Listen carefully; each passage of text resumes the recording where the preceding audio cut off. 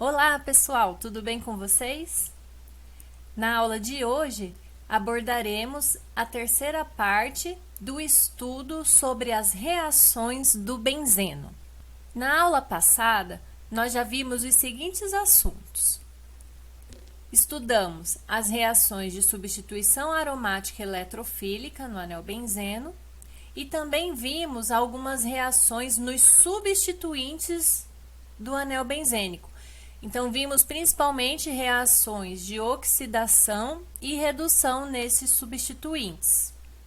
Estudamos também os efeitos dos substituintes nas reações de substituição aromática eletrofílica.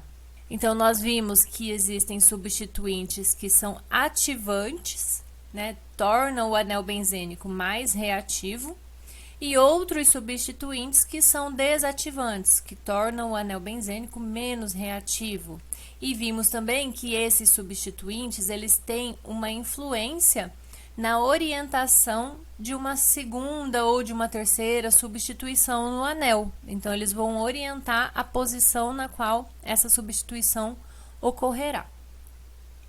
Relembrando um pouco sobre este assunto dos efeitos dos substituintes nas reações de substituição aromática eletrofílica, gostaria de mostrar para vocês essa figura que é bem esclarecedora sobre a questão da reatividade. Então, considerando um substituinte qualquer, se este substituinte ele tem um efeito doador de elétrons, seja, né, o efeito predominante aí por ressonância ou por efeito indutivo ou por ambos, né?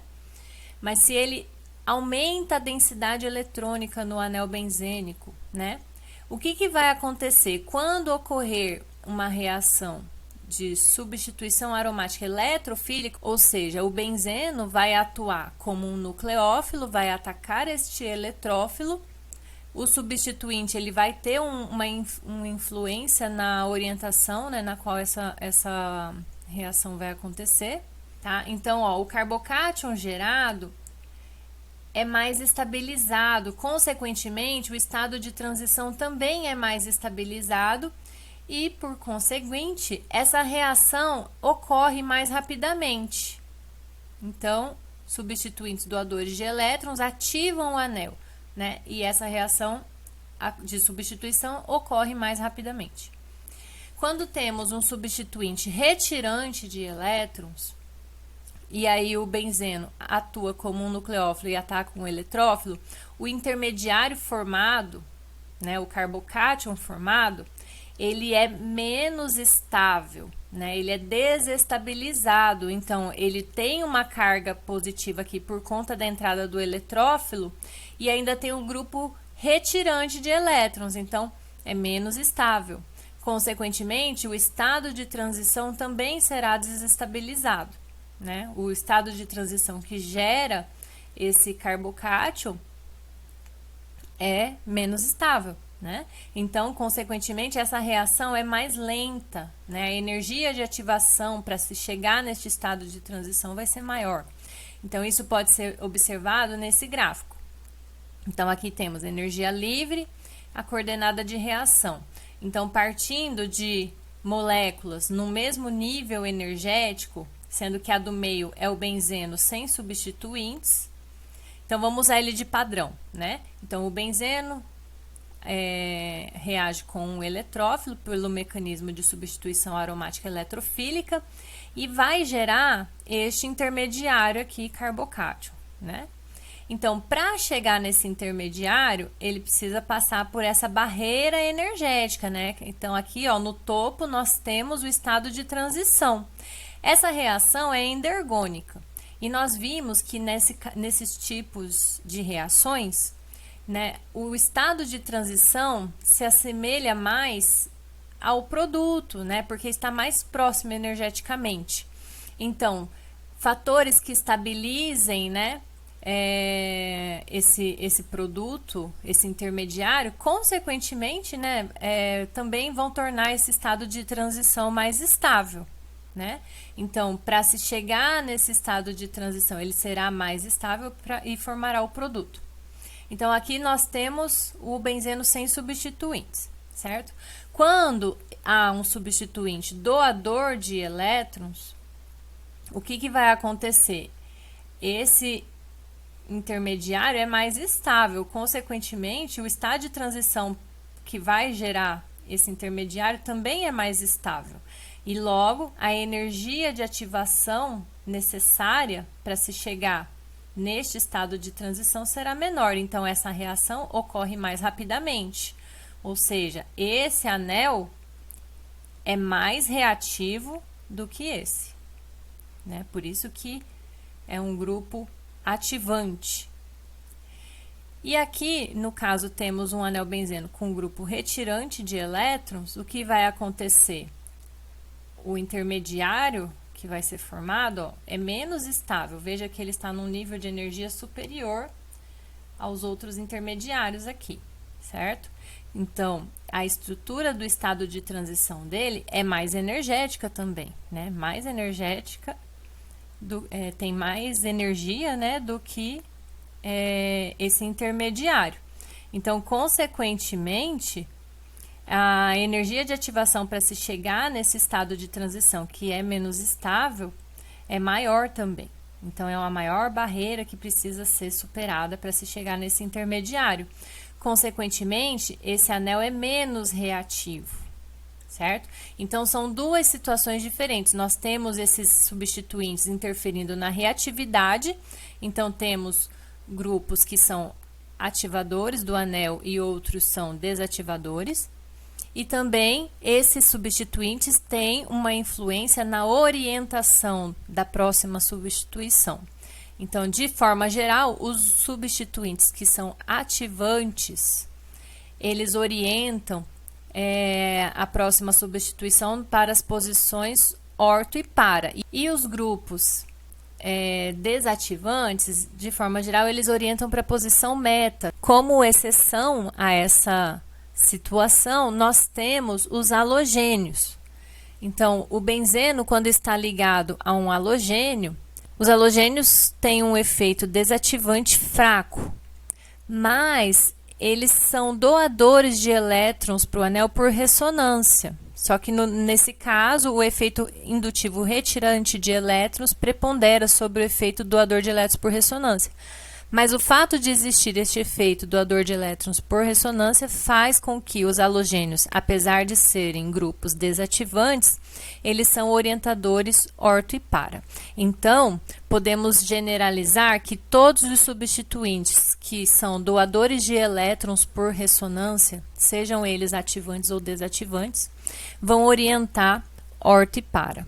Na aula de hoje, nós trataremos das reações de substituição aromática nucleofílica. Dentro desse tema, nós falaremos sobre reação com anel benzênico ligado a grupos de saída e também a grupos retiradores de elétrons. Falaremos sobre reação via benzino, reação via sal de diazônio, e também falaremos sobre acoplamento azóico. O acoplamento azóico é uma reação de substituição aromática eletrofílica, não é nucleofílica. Mas é bem interessante tratar esse assunto quando se fala da reação via sal de diazônio. Vocês vão ver que tem relação aqui.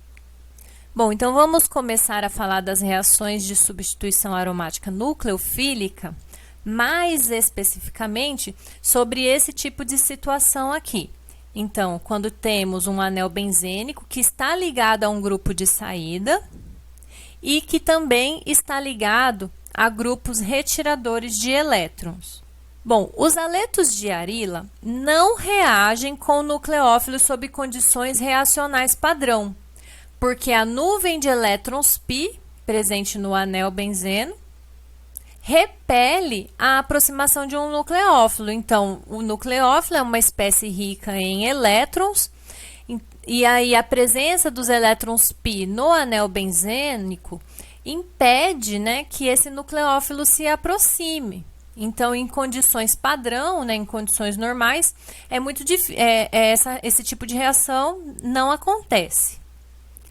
Mas, se o haleto de arila, né, o haleto de arila, tem um ou mais substituintes que retiram fortemente elétrons do anel por ressonância, as reações de substituição nucleofílica em aromáticos podem ocorrer sem o uso de condições drásticas.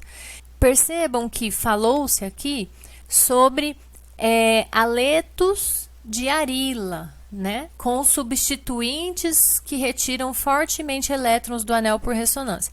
Então, normalmente, esse grupo de saída, que foi falado aqui, ó, anel benzênico ligado a grupo de saída. Normalmente, esse grupo de saída é um halogênio, então, é um haleto de arila, mas que precisa estar ligado a substituintes fortemente desativantes para que uma reação de substituição nucleofílica aromática aconteça. Então, vamos ver melhor isso. Então, esses grupos retirantes, ó, então aqui temos, ó, haletos de arila, mas que estão ligados a grupos retirantes de elétrons. Aqui, no caso, é o grupo nitro.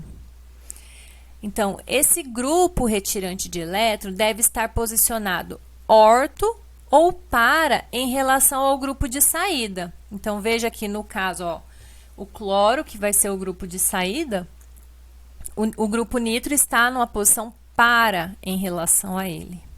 Aqui neste segundo exemplo, temos dois grupos nitro, né? Um em orto e outro em para. E nessa outra situação aqui, temos três grupos nitro, né? Dois grupos nitro na posição orto e um grupo nitro na posição para.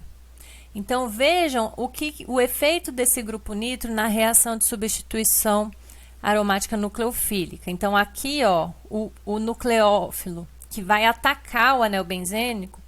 Então, percebam que agora não é o benzeno que é o nucleófilo, né? O benzeno vai funcionar como um eletrófilo, né? Então, o nucleófilo vai atacá-lo. Então, aqui, ó, o nucleófilo é esse hidróxido. Estamos aqui no pH 14 a 160 graus, para que a reação de substituição aconteça. Ó, então, esse hidróxido, né, vai atacar aqui e esse cloro vai sair, certo?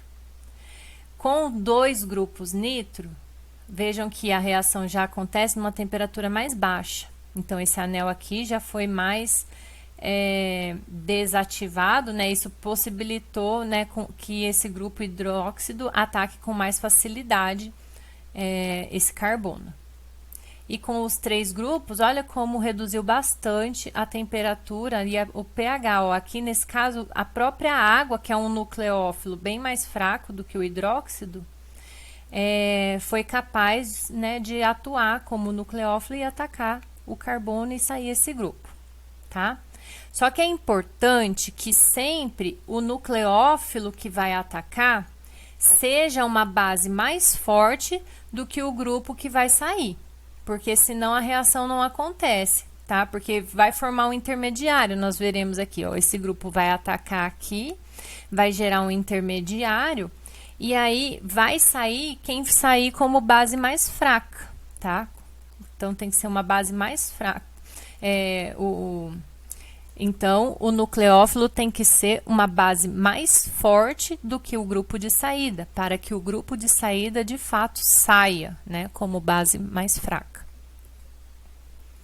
Então, repare que os grupos fortemente retiradores de elétrons, na substituição aromática eletrofílica, são os mesmos que ativam o anel para a reação de substituição aromática nucleofílica. Tá?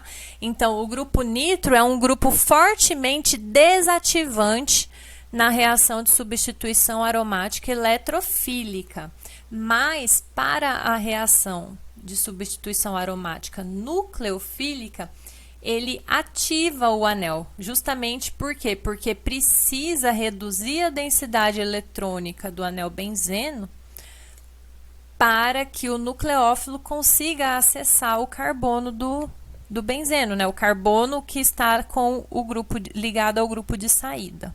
O mecanismo aceito para essa reação contempla duas etapas.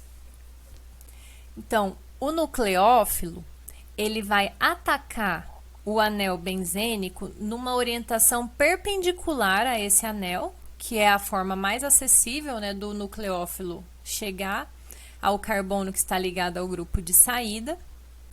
E com este ataque, será gerado um intermediário carbânio. Então, essa aqui é a etapa lenta da reação, é a etapa determinante da velocidade da reação. Esse intermediário carbânio é estabilizado por ressonância, como pode ser observado aqui pelos contribuintes de ressonância. E ele se chama complexo de Meisenheimer, segundo Jacob Meisenheimer. Como já foi dito, esse intermediário carbânio é estabilizado por ressonância. Então, percebam aqui a migração desses elétrons no anel. Então, veja, ó, o par de elétrons estabelece uma ligação dupla aqui.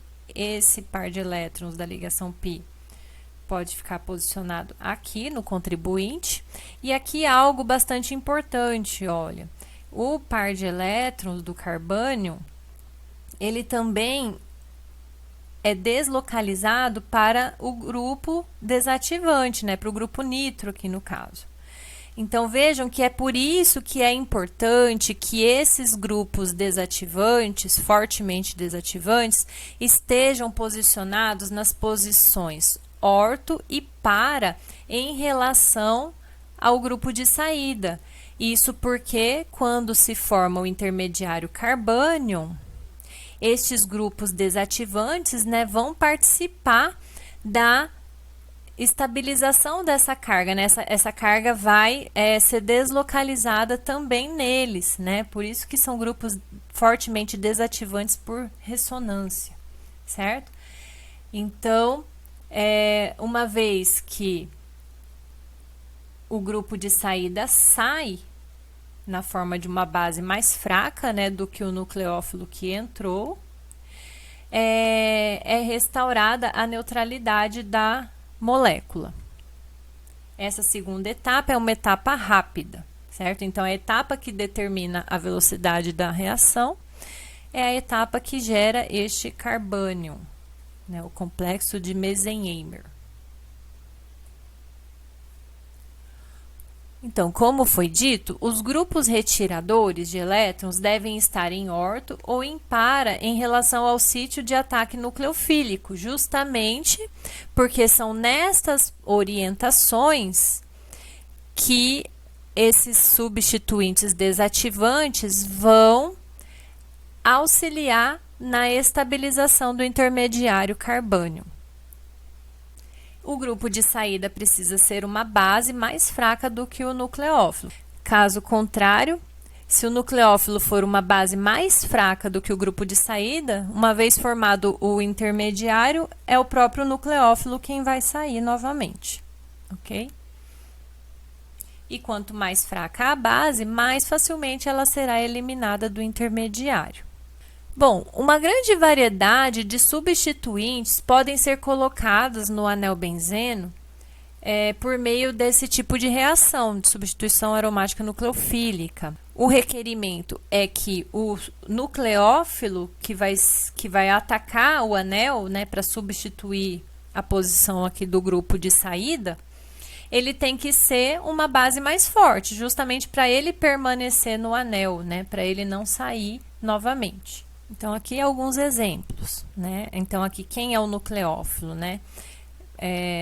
O nucleófilo é o par de elétrons do nitrogênio que vai atacar aqui, né? Nesse carbono.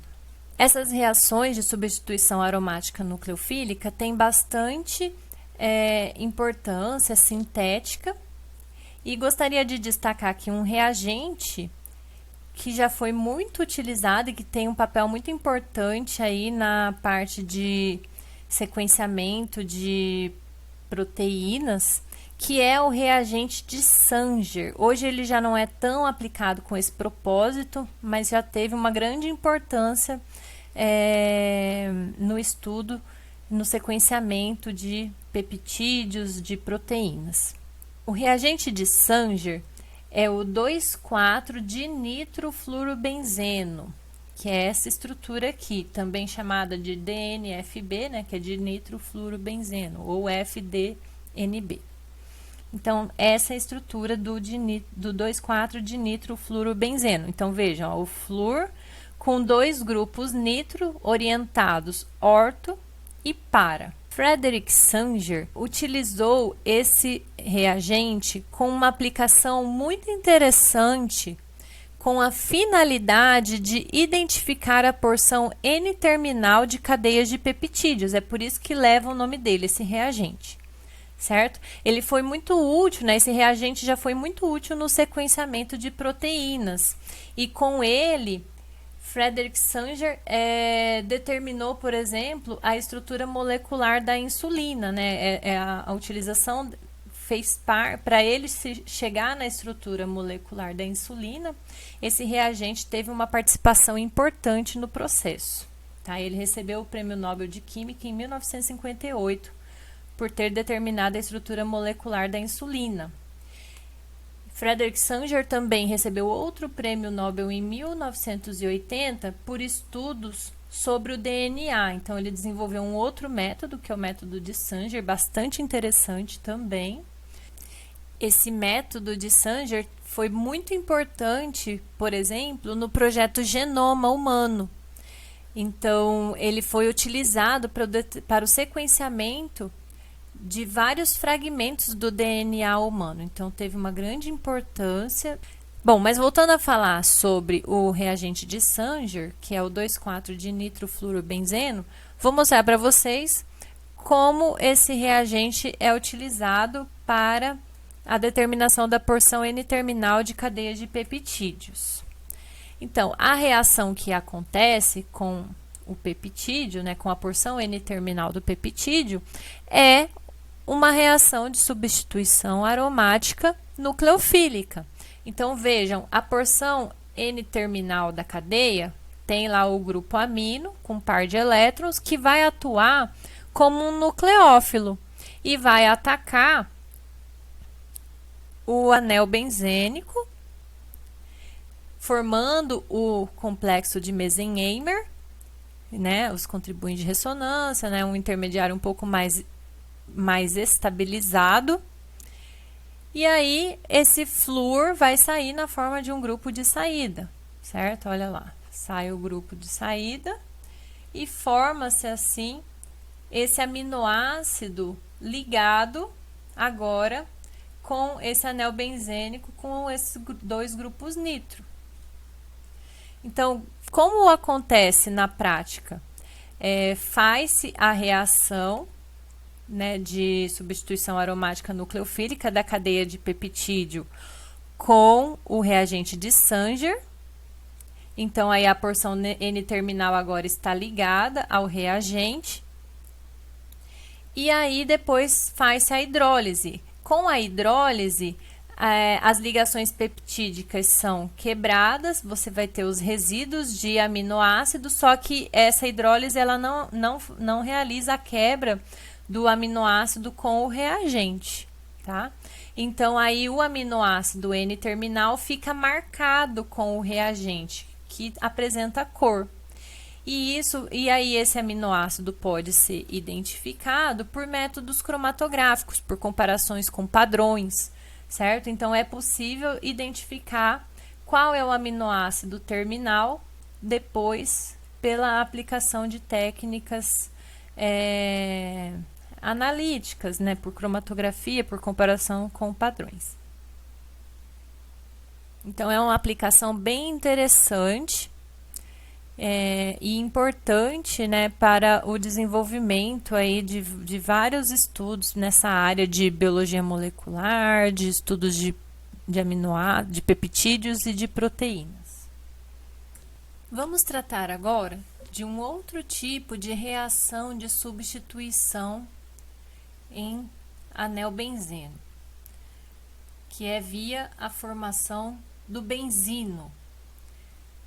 Um haleto de arila, como o clorobenzeno, pode sofrer uma reação de substituição nucleofílica na presença de uma base muito forte, como o amideto. Quais são as curiosidades a respeito disso? A primeira, não há necessidade de grupos desativantes no anel. Então, aqui nós temos uma diferença em relação à reação de substituição aromática nucleofílica que acabamos de ver, né? Pois a reação de substituição aromática nucleofílica que nós vimos agora precisa de um grupo de saída e de grupos fortemente desativantes orto e para ao grupo de saída, certo? Neste caso aqui, não precisamos, né? A reação que acabamos de ver também, nós vimos que há uma grande quantidade de grupos que podem substituir o grupo de saída. Qual que é o requisito? É que esse grupo que entra seja uma base mais forte, justamente para que o grupo de saída saia como uma base mais fraca, né? Que a base mais fraca é mais estável, né? Então, ela sai mais facilmente. Nesse caso aqui, nós vimos, então, que não há necessidade dos grupos desativantes, orto e para. E também vamos ver que aqui não é qualquer grupo que vai substituir esse grupo de saída. Essa reação via formação do benzino só acontece na presença de uma base muito forte, como é o caso do amideto. Então, nós vamos estudar aqui apenas reações de formação do benzino, né, de substituição via formação do benzino, com a reação com o amideto. Tá? Então, é a nossa base aqui na nossa aula, é o amideto. E aí, nós vamos aprender também que o substituinte que vai entrar, que vai ser o amideto, né?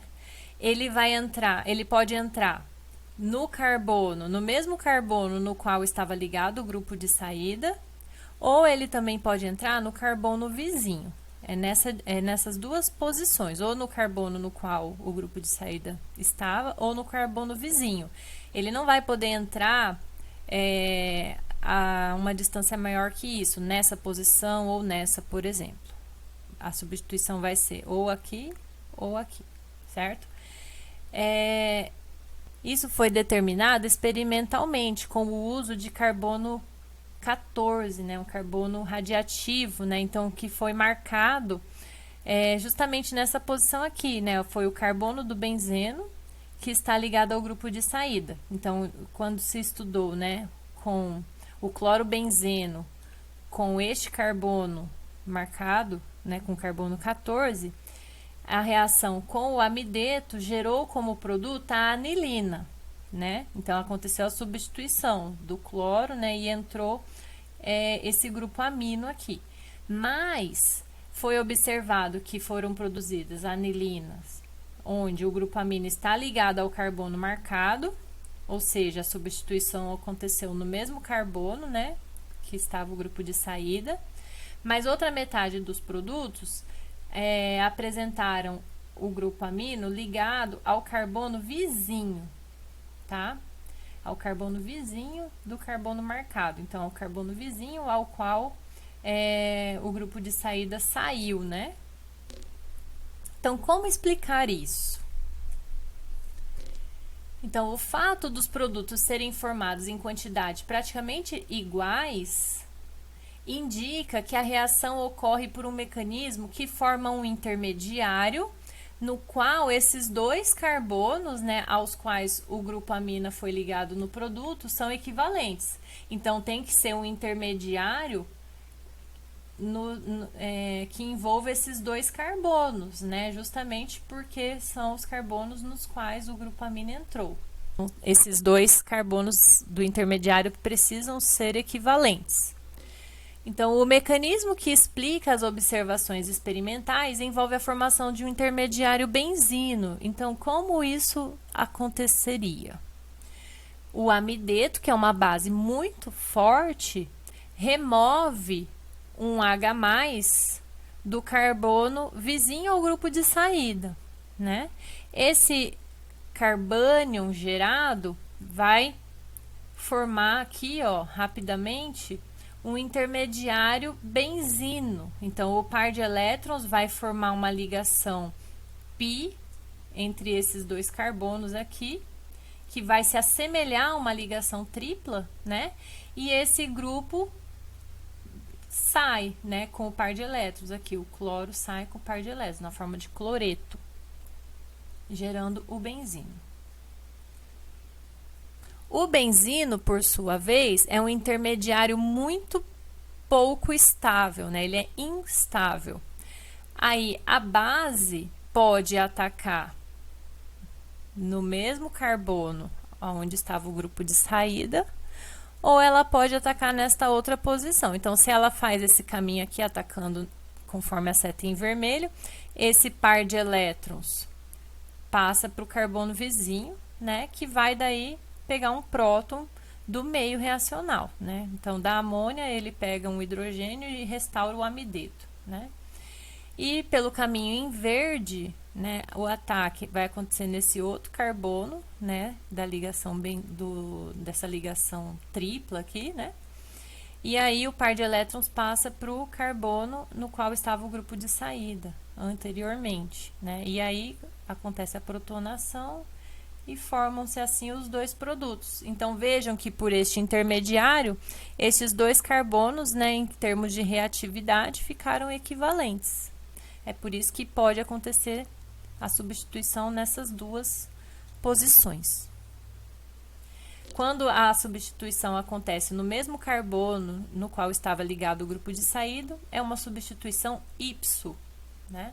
Quando a substituição acontece no carbono vizinho, é uma substituição sine.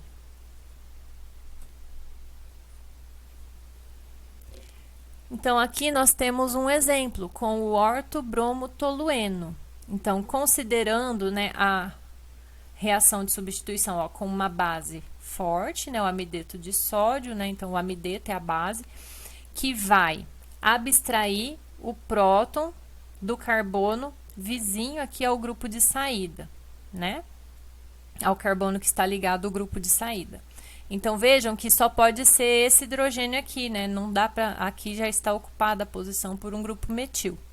Então, esse hidrogênio vai ser removido e vai formar vai formar o benzino, e esse grupo bromo sai na forma de brometo. Então, gera o benzino aqui. Então, o amideto vai poder atacar neste carbono para gerar este produto, ou neste carbono para gerar a metatoluidina. Ok? Compreenderam? O benzino é uma espécie extremamente reativa. Então, vamos fazer uma comparação aqui com um alcino. Então, um alcino, né, você tem aqui uma ligação tripla carbono-carbono. A hibridização desses carbonos envolvidos na ligação tripla é a hibridização sp. Então, há dois orbitais sp para cada carbono, né, que está fazendo ligações sigma. E eles estão numa relação angular aqui de 180 graus. E os outros dois orbitais p não hibridizados encontram-se perpendiculares, né? Então, um aqui nesse eixo e o outro estaria furando a tela do computador aí, ou do celular, né, do que vocês estão assistindo o vídeo. Então, aqui está mostrado, ó, apenas uma ligação π, né, de um orbital p, né, para cada carbono, né? A outra ligação π já está representada aqui junto com a sigma, né, por esses dois traços. Então, aqui nós temos a representação do alcino. Então, essas ligações aqui são lineares, ó, a ligação do carbono com o outro carbono e com esse substituinte tem uma relação aqui de 180 graus, né, a angulação. Isso aqui não é possível de acontecer num anel, não tem como você ter essa linearidade aqui para essas quatro ligações, né, ó, 1, 2, 3, 4, aqui não tem como ficar linear, né, a gente tem o dobramento, aqui a angulação, né, pois é um ciclo. Então, nós teremos aqui um sistema distorcido dessa ligação tripla. Então, o que vai acontecer é que os orbitais sp2, que vão formar essa nova ligação, eles não estarão paralelos um com o outro, como acontece aqui na ligação tripla, né? Eles não tem como eles ficarem paralelos. Então, eles ficam nessa relação aqui. Não estão paralelos como ocorre com orbitais p de uma ligação tripla normal. Então, essa sobreposição aqui, ela é bem pobre, né? Então, é uma ligação bem mais fraca. E isso explica a instabilidade desse intermediário benzino, que é, portanto, facilmente, né, suscetível ao ataque de um nucleófilo em ambos os carbonos. Bom, vamos falar agora sobre uma outra forma de realizar substituição em benzenos. Essa substituição que trataremos agora envolve a formação de sais de areno diazônio. É o anel benzeno ligado ao grupo diazônio, né? N-tripla-N. Então, isso aqui é um sal. Os sais de diazônio são intermediários altamente úteis na síntese de compostos aromáticos, porque o grupo diazônio, né, este grupo aqui, pode ser substituído por qualquer um de um número de outros átomos ou grupos, inclusive flúor, cloro, bromo, iodo, ciano, o grupo OH e o hidrogênio. Então, os sais de diazônio são quase sempre preparados através da diazotação de aminas aromáticas primárias. As arioaminas primárias podem ser sintetizadas através da redução de compostos nitro, que são facilmente disponíveis através das reações de nitração direta. Então, nós já estudamos isso. Então, o anel benzeno pode sofrer uma reação de nitração, né, na presença de ácido sulfúrico, né, gera o eletrófilo nitrônio, né, o benzeno ataca esse eletrófilo, forma intermediário, e aí você tem, ao final da reação, o benzeno com o grupo nitro. Esse grupo nitro pode ser reduzido, né? Nós já vimos que ele pode sofrer uma redução com metal e HCl, e dessa forma se gera a amina aromática, né? E essa amina, por sua vez, pode ser submetida à diazotação, né, gerando o sal de areno diazônio. Então, essa reação de substituição, ela acontece pela eliminação desse grupo N-tripla-N na forma de nitrogênio molecular. Então, é uma molécula extremamente estável, então esse grupo de saída é muito bom. Então, é facilmente substituído por vários outros grupos. E o mecanismo que vai envolver essa substituição pode acontecer via a formação de cátion fenila, mas também pode envolver mecanismos radicalares. Então, os mecanismos em si não são completamente esclarecidos, né? Então, pode envolver a formação de cátions e também pode envolver a formação de radicais. A produção do sal de diazônio, ela acontece pelo tratamento da amina com o ácido nitroso, que é o HNO2. Só que o ácido nitroso, ele não é muito estável. Então, ele é formado no meio reacional. Então, é uma reação que a gente fala que a formação do reagente é feita in situ, né? In situ. Então, como que o ácido nitroso é produzido? Ele é produzido pela mistura do nitrito de sódio em ácido clorídrico. Vejam que essa reação tem que acontecer a temperaturas bem baixas, tá?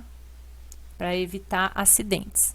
Então, a produção do ácido nitroso ocorre pela mistura do nitrito de sódio em ácido clorídrico, tá? E aí acontece a formação do sal de areno diazônio na presença da arioamina primária, né? Então, o nitrogênio molecular, ele é um grupo de saída tão bom que o sal de diazônio tem que ser sintetizado a uma temperatura de 0 graus e também precisa ser utilizado imediatamente, sem isolamento. Então, vamos ver como que se forma o sal de areno diazônio. Aqui nós temos o nitrito de sódio, na presença do ácido clorídrico, por exemplo, então vamos considerar apenas o H+. Esse H+, então, ó, vai protonar aqui o oxigênio do nitrito de sódio e gerar o ácido nitroso. Então, esse aqui é o ácido nitroso. O ácido nitroso pode ser protonado novamente. E aí vai gerar, ó, um bom grupo de saída aqui, ó, a água, né?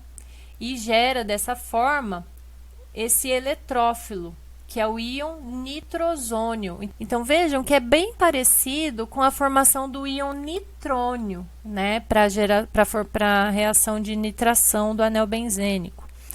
Mas aqui a gente está gerando o íon nitrosônio, tá? Então, a protonação do oxigênio até gerar aqui um bom grupo de saída na forma de água, né, e formar o íon nitrosônio.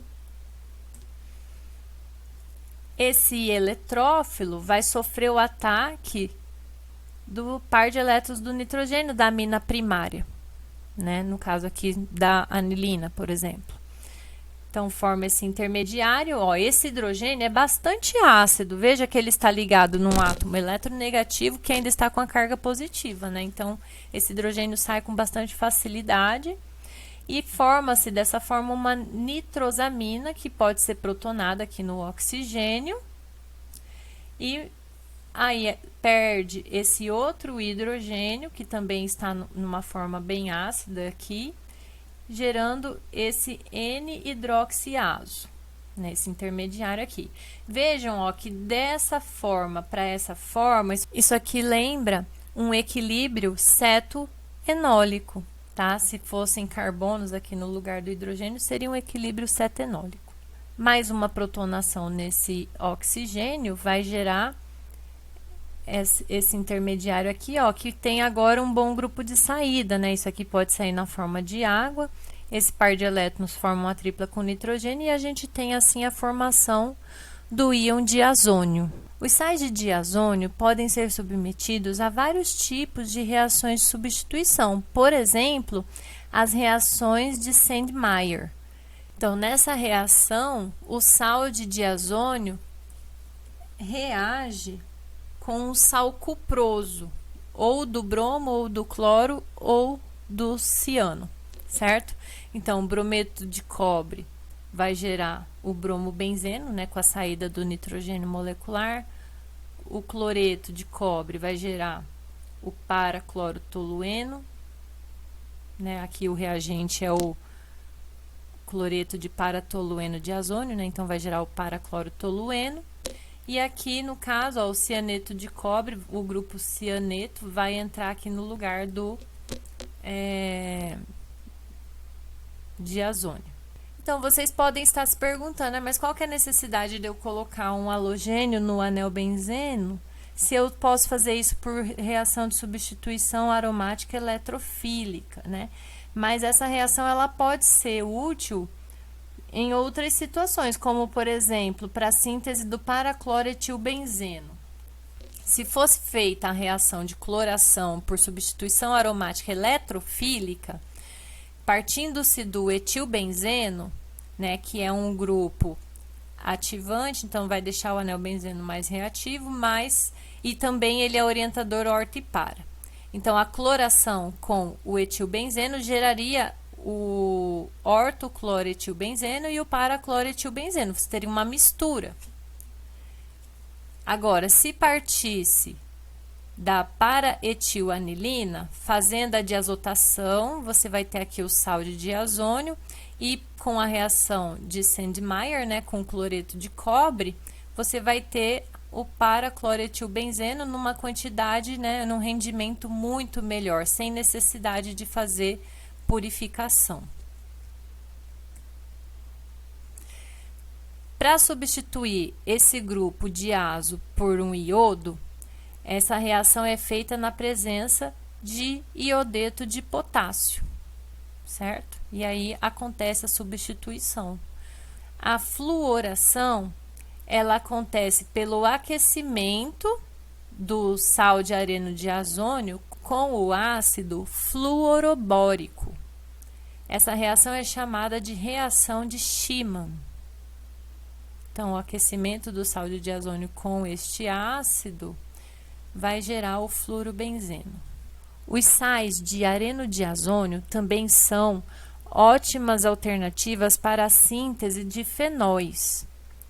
Então, o fenol pode ser produzido, por exemplo, pelo aquecimento do sal de areno de ozônio em água acidificada. Então, a água vai ser o nucleófilo, né? E eles também, e os fenóis também podem ser preparados a temperatura ambiente, usando óxido cuproso e uma solução aquosa de nitrato cúprico. Então, essa forma aqui é uma forma mais branda de produzir o fenol, a partir do sal de areno de ozônio. E também, esse grupo de ozônio pode ser substituído por hidrogênio. Isso pode acontecer na presença do ácido hipofosforoso.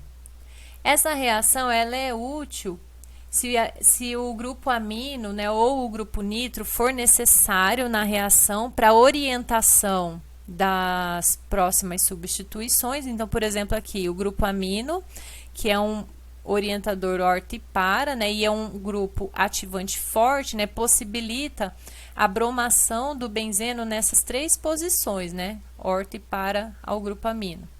E aí depois, né, com a diazotação, gera o sal de areno de ozônio e a remoção desse grupo, né, coloca novamente o hidrogênio aqui nessa posição, né, por meio do ácido hipofosforoso. Então, é uma forma de sintetizar esse tipo de produto, né? Como poderia sintetizar isso se não tivesse o grupo orientador, né?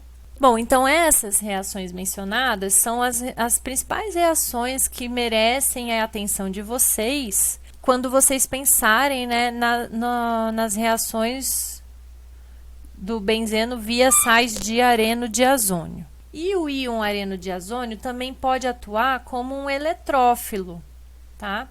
E aí, nesse caso, nós teremos reações de substituição aromática eletrofílica. Então, considere essa reação aqui, ó. Somente anéis benzênicos altamente ativados podem sofrer esse tipo de reação. Então, por exemplo, o fenol, né? Porque daí esse anel benzênico está bem ativado, né? A hidroxila, que é um grupo ativante forte. E aqui, então, o anel benzeno atua como o nucleófilo e esse substituinte, né, de ozônio aqui, é o eletrófilo.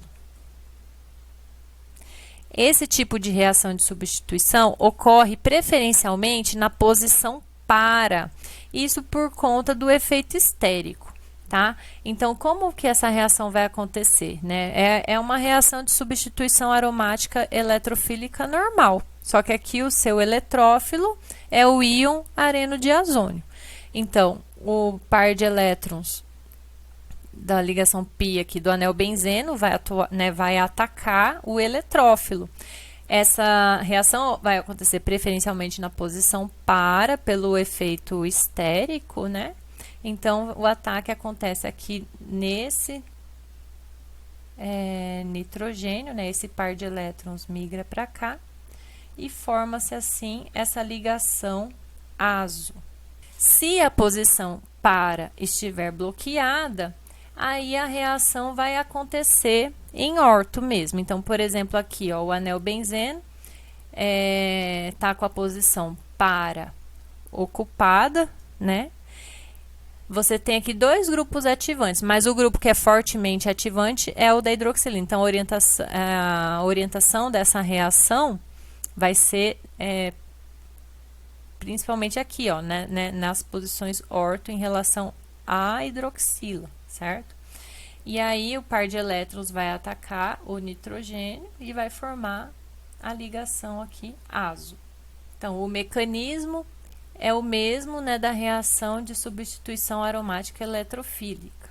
Então, aqui mostrando com o efeito ativante também do anel, né, ataca o nitrogênio e forma o intermediário, né, depois sai o H+, né, o intermediário carbocátion, né, que tem vários contribuintes de ressonância, e aí com a saída do H+, né, e a restauração da aromaticidade do anel, nós temos o produto.